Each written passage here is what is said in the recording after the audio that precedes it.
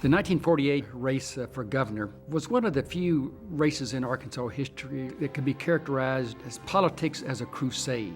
And Sid McMath in 1948 and all of his followers had a strategy, a program, things that they wanted to get done. It was called the GI Revolt. Well, after World War II, thousands of veterans were coming back out of the war from all over Europe and the Pacific, and camps and forts and everywhere, all over the country. And they were coming back home to live in Arkansas and trying to find jobs and trying to get their farms intact again so they could produce. One of those GIs who had won just about every kind of award and medal you can imagine was a young man named Sid McMath, and he moved back to Hot Springs. And he had received a law degree in due time, and he established a law office, and he ran for prosecuting attorney in Garland County.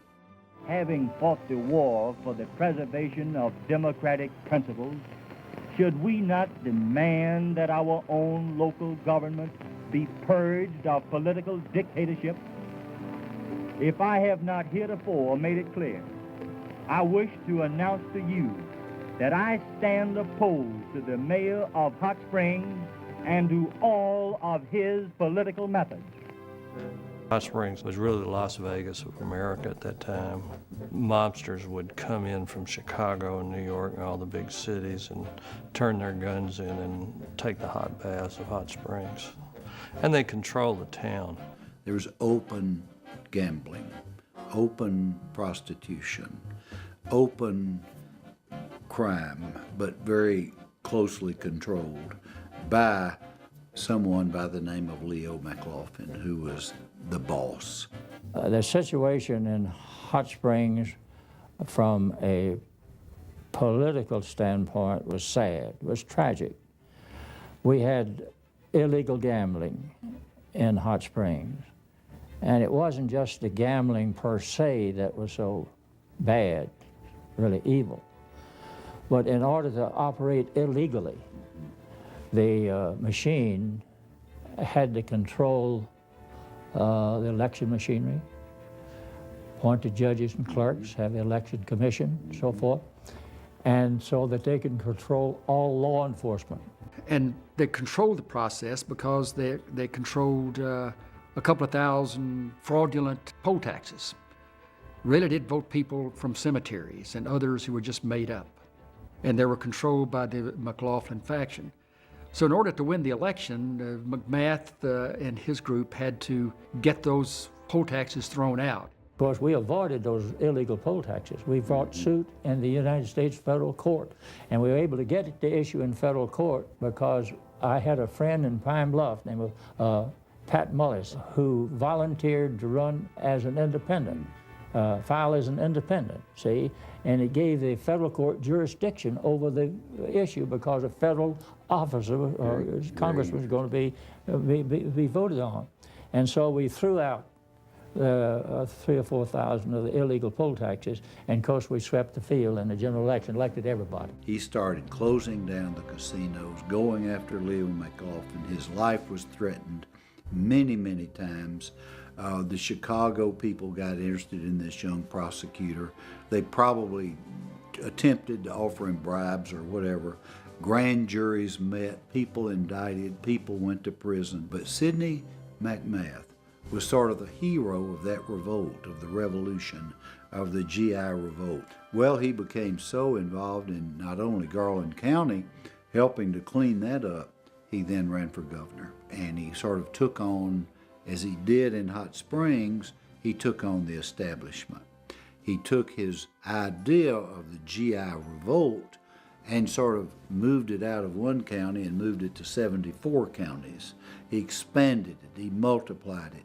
He had this enormous network of young veterans who had just returned from the war, and he put this state together, and it was truly the GI Revolution, you might call it, the GI Revolt. The number one contender to McMath was Jack Holt. He'd been the Attorney General and very popular man, very good speaker himself. Holt made the race, tried to make the race one based on race. And the Democratic Party platform in 1948 had a non-discrimination platform. And in the South, it was very unpopular. Jack Holt tried to capitalize on that issue. McMath ignored it. Well, McMath makes the runoff. He's a very gallant figure. He goes around the state in a blue suit and a red tie and a white Panama hat. He was also the first candidate to really take advantage of some of the new technology. He produced a comic book. The comic book was a wonderful piece of propaganda, you know, and they would hand them out. They're kind of ridiculous and unsophisticated. I mean, he was a great hero in it. I mean, and he was a hero, but it was written for purposes of political partisanship. You know, he talked about his growing up in World War II and everything, and it was real dramatic and kind of John Wayne about the war, you know, and, you know, Arkansas was very backwoods in many ways, and a lot of people couldn't read and write. They could read those pictures. And in the runoff, McMath defeated Holt by some 10,000 votes. Of course, in the general election in those days, didn't amount to much. It was really a one-party state. Sid McMath was ranked one of the top 3 governors in Arkansas, and he was. It was unlike previous governors that he had a long agenda, a vast number of reforms. Altogether, it was one of the more progressive records in Arkansas history in 4 short years. McMath was defeated for re-election in 1952 by Francis Cherry. He made one other comeback for governor in 1962 when he had a falling out with one of his proteges, Orville Eugene Faubus, the governor at that time, over integration at Central High School. We're going to have to turn around now and face the future. I gave that a lot of consideration. Of course, in the main, I'd be running against people who had been my supporters, see, against an organization that I'd helped build. And I understood the difficulties. And again, that may have been a mistake to make that race because of the formidable opposition and the issue that was so paramount in people's minds. But I wanted to make a statement. And I made that race in order to make a statement that I thought that leadership was going in the wrong direction at the wrong time. And I made that statement, and I was defeated. And that was the reason I made it, and I did the best I could. I ran as hard a race as I could, but didn't have enough votes in the ballot box. If it's any consolation, I have a feeling at least I've been vindicated by history. What a fabulous man, Sidney McMath, hero for many of us, inspired many, many of us.